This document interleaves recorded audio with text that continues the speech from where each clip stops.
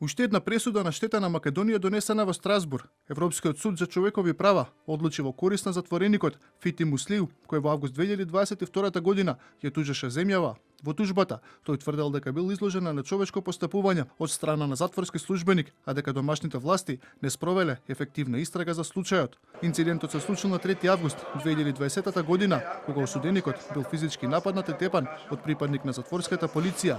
По неуспешен обид да се дојде до спогодбено решение, владата до судот во Страсбур признала дека има повреда на правата на затвореникот и понудила да му исплати оштета од 11.295 евра, понуда која лицето ја одбило.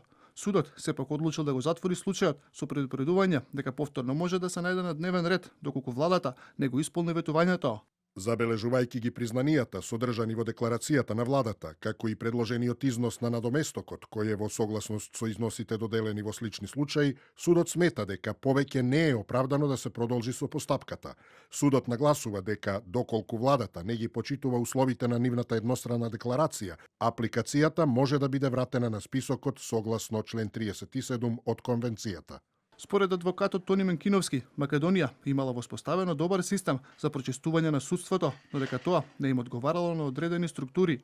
Предупредува и дека во следниот период земјава ќе се соочи со голем број на одлуки од Страсбур. Имаше во законот за судовите доколку некој судија изгуби предмет во Европскиот суд за човекови права да биде разрешен. 2017 година, бидејќи не му одговараше на одредени структури, губеа предмети во Страсбур, адвокатите бараат тие судии кои учествувале таму